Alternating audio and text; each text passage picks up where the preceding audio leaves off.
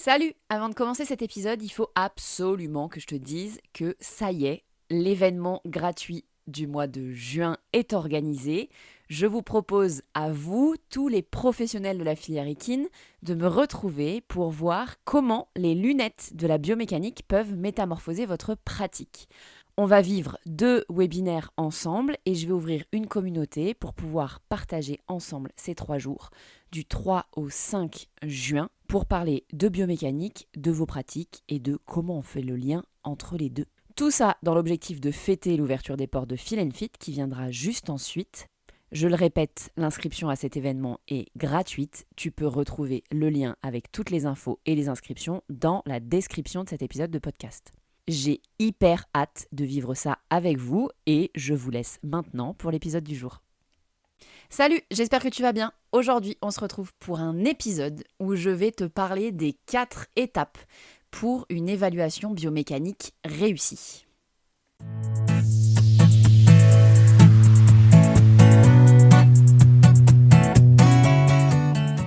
Salut, bienvenue dans À Cheval, le podcast de l'équitation collaborative. Je suis Morgane, je suis coach en équitation et j'accompagne mes élèves, peu importe leur discipline ou leur niveau équestre, vers plus de collaboration dans leurs échanges avec leur cheval. Si tu es cavalière et que tu es à la recherche de connaissances, de tips, de réflexions ou d'exos pour que ton équitation devienne plus collaborative, alors tu es au bon endroit. Dans ce podcast, je te partage seule ou avec mes invités tout pour t'inspirer et que tu puisses développer l'équitation dont tu rêves avec ton cheval. T'es prête ? Allez hop, à cheval ! Allez, on est parti. Dans cet épisode, j'ai vraiment à cœur de te parler de ces 4 étapes pour une évaluation biomécanique réussie. Enfin, réussie de mon point de vue. En tout cas, c'est la méthode en 4 étapes que j'utilise moi. Et je vous fais un épisode de podcast à ce sujet-là parce que je pense qu'il y a des étapes que j'échange par rapport à ce que d'autres professionnels font. Et je vais vous expliquer ici pourquoi. D'abord, la première étape, je rentre directement dans le vif du sujet. Je vais d'abord vous dire pourquoi. Je vais d'abord vous dire pourquoi c'est important pour moi de faire une évaluation biomécanique et j'ai envie de dire peu importe le métier que vous exercez avec les chevaux ou peu importe les chevaux avec lesquels vous êtes en lien, même en tant que cavalier, si vous avez l'occasion d'être en lien avec plusieurs chevaux ou que vous êtes du genre à vous poser des questions sur comment les chevaux fonctionnent, etc. Cette évaluation biomécanique, elle est hyper intéressante parce qu'elle va vous permettre d'être beaucoup plus pertinent dans votre travail, si vous travaillez avec les chevaux, mais aussi dans vos soins, si vous êtes dans le domaine du soin avec les chevaux. L'évaluation biomécanique, elle est en plus hyper intéressante parce qu'elle va vous donner plein d'infos sur comment est le cheval, comment il va et comment il fonctionne. Et une fois que j'ai dit ça, ça me semble assez logique que peu importe le métier que vous avez, que vous soyez enseignant, masseur, praticien shiatsu, cavalier de haut niveau, cavalier professionnel ou autre métier dans l'environnement du cheval, cette évaluation biomécanique dont je vais vous parler aujourd'hui, elle va vraiment vous permettre d'être plus pertinent et plus pédagogue auprès des propriétaires en face desquels vous serez et en face des chevaux en face desquels vous serez aussi. La première étape dont j'ai envie de vous parler là, c'est une étape que moi j'adore faire. Je crois que c'est la base de tout et c'est peut-être mon côté un peu joueur qui s'exprime ici. Mais moi j'adore en tout premier faire une première observation du cheval sans avoir aucune information. Quand je parle d'une observation du cheval, je parle de l'observation statique principalement. Même si parfois je le mets en mouvement. Mais en tout cas, dans cette première étape-là, l'idée c'est déjà de faire une note d'état corporel du cheval. Si vous avez déjà suivi les expériences biomécaniques avec moi, vous saurez que la note d'état corporel fait partie chez moi intégrante de mes évaluations bioméca. Parce que cette note d'état corporel, elle vous donne plein d'infos sur comment le cheval se sent et elle vous donne aussi plein d'infos sur son environnement, l'environnement dans lequel il vit aussi, mine de rien. Donc premier, note d'état corporel, en tout cas Première étape, première grande étape, observation du cheval en statique. Note d'état corporel, posture. On essaye de différencier la posture de la conformation. Et peut-être que vous pouvez aussi mettre votre cheval en mouvement si vous voulez. Mais moi, j'aime bien utiliser cette étape-là pour regarder si on a un cheval qui est symétrique ou plutôt très fort dissymétrique par exemple, si on a un cheval en état ou pas, ça c'est vraiment la base de la base, et quels sont ses aplombs, enfin quelle est sa posture, qu'est-ce que me donnent comme info ces aplombs sur la posture. Une fois que j'ai ça, je peux déjà avoir une première idée des hypothèses. J'adore faire une première étape d'hypothèse dans ma tête, de me dire ok, alors ce cheval, au vu de ce que je vois, peut-être que j'ai telle difficulté au travail, peut-être que j'ai telle problématique de santé, telle problématique de raideur, etc., etc. Une fois que j'ai fait cette première étape d'observation, la deuxième étape chez moi, c'est discuter avec le propriétaire. Ce qu'on appelle l'anamnèse. C'est discuter du coup de les conditions de vie du cheval, qu'est-ce qu'on connaît en termes de santé, qu'est-ce qu'on a comme historique, comment il est au travail, pourquoi je suis là. Une des questions hyper importantes à poser, c'est pourquoi je suis là, quelle problématique tu as, sur quoi tu as envie que je t'aide, toi et ton cheval, et du coup dans quel objectif on va mettre à nos séances ensemble.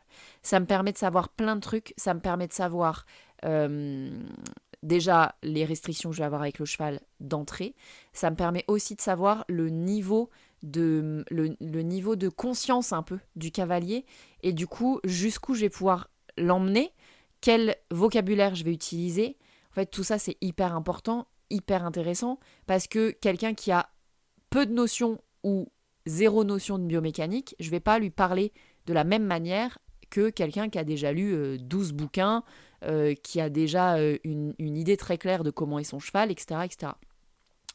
Il y a plein de choses qui se passent dans ces échanges avec le propriétaire du cheval, et c'est pour moi indispensable. Il y a aussi on va avoir tout l'historique de santé, en tout cas l'historique de santé que le propriétaire a, parce que parfois il y a eu d'autres propriétaires avant et on a un flou sur son histoire de ce qui s'est passé avant. Mais en tout cas, on va pouvoir relever là plein d'infos de santé, de comportement, de un peu ce qu'on pourrait appeler le caractère, de personnalité en tout cas du cheval, et de personnalité du cavalier. Donc pour moi, il y a un vrai job pédagogique à cet endroit-là, de relever les infos qu'on va pouvoir donner ou pas, ou comment on va pouvoir les donner à ce propriétaire-là. Encore une fois, en fonction de son état de conscience, si je peux le dire comme ça, en fonction de sa personnalité, en fonction de là où il en est dans ses questionnements avec son cheval, on va pas parler des sujets de la même manière. Donc, deuxième étape hyper importante pour moi, c'est la discussion avec le propriétaire du cheval que j'ai en face de moi, ce qu'on appelle aussi dans le langage professionnel l'anamnèse. Troisième étape, donc c'est là où c'est les deux que j'inverse souvent, c'est que il y a la première observation sans aucune information. Moi, je la trouve hyper intéressante parce que elle a un caractère objectif, entre guillemets. C'est-à-dire qu'on arrive, on connaît pas le cheval, on connaît pas le professionnel, le particulier, pardon, qu'on a en face de nous, et donc on part d'une espèce de page blanche. Alors que lire l'anamnèse avant d'arriver, faire des questionnaires par exemple, c'est hyper intéressant parce que ça nous permet d'avoir des infos, mais moi j'aime moins parce que j'arrive avec un espèce d'a priori en fonction de ce que me dit le propriétaire. J'ai déjà une idée de qui est le cheval, qui est le propriétaire, quelles problématiques ils ont, et du coup parfois dans ma tête déjà je me doute déjà que je vais lui parler de ulcère gastrique, je vais lui parler de pyroplasmose, je vais lui parler de SME.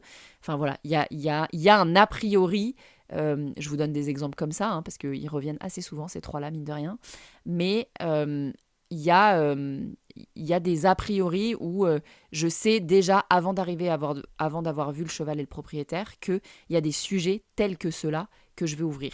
Alors que la première observation, quand je la fais avec zéro info, elle est beaucoup plus objective, d'après moi. Donc, c'est souvent ces deux étapes-là, par rapport à d'autres professionnels, que j'inverse. C'est que moi, j'y tiens, en fait, à cette première observation sans info. Donc, chez moi, c'est étape 1, observation, étape 2, anamnèse, étape 3, re-observation. Cette fois, je mets plus le cheval en mouvement et le cavalier en mouvement. Et donc là, ça me donne aussi plein d'infos, à la fois sur la locomotion du cheval, mais aussi sur comment il communique entre eux avec son cavalier, quelles problématiques de comportement, des fois rien qu'en dans un départ ou pas, en vrai, on a déjà les infos sur les problématiques de comportement, on a déjà cerné, compris pourquoi on avait des problématiques de comportement, soit parce qu'on voit bien qu'il y a une problématique dans la communication, soit parce qu'au départ au pas, on a vu déjà que le cheval, il a jeter son postérieur à l'extérieur, par exemple, de sa trajectoire, ou parce qu'il est parti au pas en plaquant les oreilles, ou parce qu'il est parti au pas... Enfin voilà, il y a plein de choses dans ce tout début de mouvement. Il y a plein d'infos qu'on peut prendre sur le fonctionnement général du cheval et du coup, potentiellement, les points forts en termes de locomotion, mais aussi les points un peu plus compliqués en termes de locomotion aussi. Donc là, cette réobservation, elle est hyper importante parce que on a fait, sur la première observation, on a déjà une idée globale. Sur l'étape de discussion avec le cavalier, on précise souvent, on a déjà des liens qui se sont un peu créés dans notre tête entre ce qu'on a vu, ce que le cavalier nous dit, etc. La troisième observation nous permet de faire, la troisième étape. Donc cette observation-là, avec un peu plus de mouvement, nous permet d'aller un peu plus loin, un peu plus finement dans ce qu'on voit du cheval par rapport à ce que le cavalier nous dit, etc. Et la quatrième étape, pour moi, qui est aussi hyper importante parce que c'est la base du travail qu'on va faire, peu importe notre métier. Moi, c'est le travail que je vais faire en travail du cheval et du cavalier en vrai, mais si jamais vous êtes praticien dans le milieu du soin, c'est le travail que vous allez faire avec vos mains par exemple, ou si vous êtes nutritionniste, c'est le travail que vous allez faire aussi sur le choix des aliments, etc. C'est cette quatrième étape, j'ai mis tentative de lien logique. L'idée à cette étape-là, c'est de se poser et de se dire « Ok, moi je vois ça, j'ai un postérieur qui fonctionne comme ci, j'ai un antérieur qui fonctionne comme ça, dans son balancier d'encolure il est comme ça, il plaque les oreilles sur tel début de mouvement, ou alors il plaque les oreilles, parfois il y en a qui plaquent les oreilles à partir du moment où on les approche, déjà ça nous donne un autre niveau d'info aussi, je sens que le cheval est vraiment présent ou pas du tout présent, je vois que son dos est comme ci, ses abdos sont comme ça, est-ce que j'ai des points de tension, est-ce que j'ai des lignes de tension, des lignes musculaires de tension, est-ce que globalement le cheval est en tension, est-ce que je vois qu'il a des facilités à se relâcher, et avec tous ces questionnements-là, et tout le passif que va me donner le cavalier, quel lien logique je peux faire entre tout ça ? Ok, le cavalier, lui, il a des problèmes à main gauche parce que le cheval, il se couche sur son cercle à gauche, c'est tout le temps pareil, il a du mal à le tenir, ok. Moi, je vois que son antérieur gauche fonctionne comme ci, je vois que son postérieur gauche fonctionne comme ça, je vois que son postérieur droit, justement, va en extérieur, bref. Je vois que dans sa locomotion, il est comme ça. La personne qui le monte habituellement me dit que lui, à cheval, il a telle problématique. À main gauche, il a peut-être une autre problématique à main droite. Donc là, voilà, je vous parle de ça parce que moi, j'ai des chevaux dissymétriques. Et du coup, il y a beaucoup de dissymétrie. En fait, beaucoup de chevaux sont dissymétriques en vrai. Donc on n'a souvent pas exactement les mêmes problématiques à main gauche et à main droite. Mais en attendant, on a aussi des problématiques qui reviennent aux deux mains. Des problèmes dans nos transitions. On a des chevaux qui viennent se mettre de travers. On a des chevaux qui vont faire des transitions bien droites mais qui vont envoyer la tête un grand coup en l'air. On a plein d'infos dans notre observation qu'on va essayer de mettre en lien avec ce que la personne qu'on a en face nous raconte.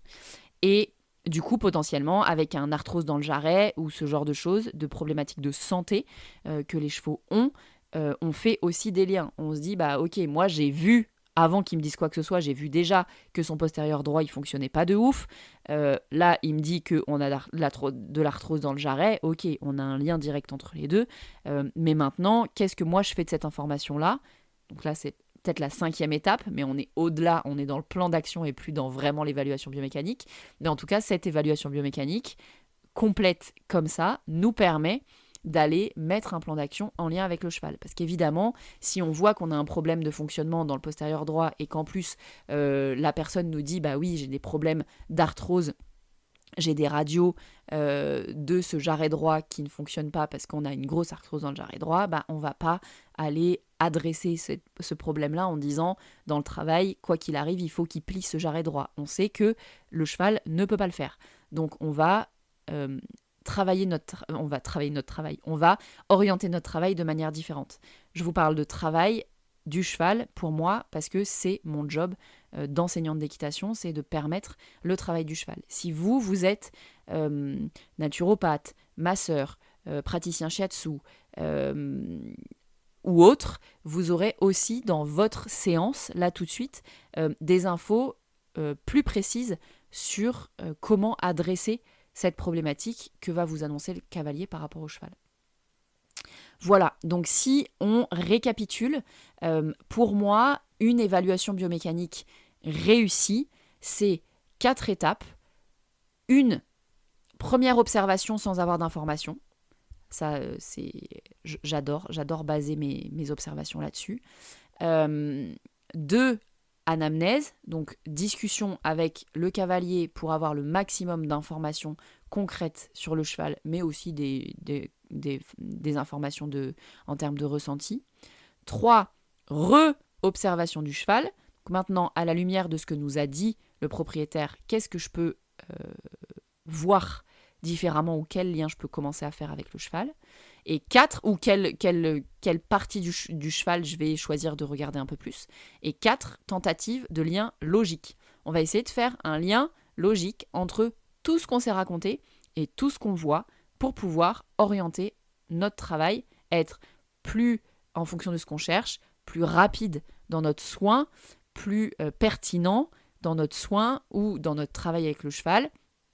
Et en tout cas, il y a une notion d'efficace, où parfois la lenteur est efficace. C'est pour ça que la rapidité, je l'ai citée en me disant je ne sais pas si j'ai vraiment envie de parler de rapidité. Mais en tout cas, on va être plus pertinent et pouvoir s'orienter plus vite, plus finement, pour pouvoir améliorer plus de choses chez le cheval et en plus être plus pédagogue avec le cavalier. Et on sait que c'est les cavaliers, les propriétaires de chevaux qui font le job au quotidien. Donc c'est hyper important d'être pédagogue, d'expliquer et que eux comprennent ce qui est important, pourquoi c'est important et comment adresser les problématiques qu'ils nous ont posées avec leurs chevaux. Voilà pour les 4 étapes que moi pratique au quotidien et qui sont pour moi les 4 étapes d'une évaluation biomécanique réussie.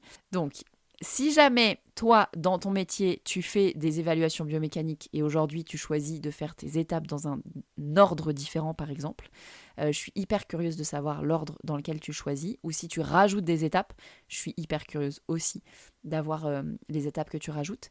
Et puis, si jamais, aujourd'hui, tu ne fais rien de tout ça, en tout cas de manière consciente, peut-être que cet épisode va te permettre de mettre un peu plus de conscience sur le protocole, entre guillemets, que tu peux mettre en place pour être plus pertinent dans ton métier de pro et mieux accompagner les chevaux et les propriétaires de chevaux que tu accompagnes.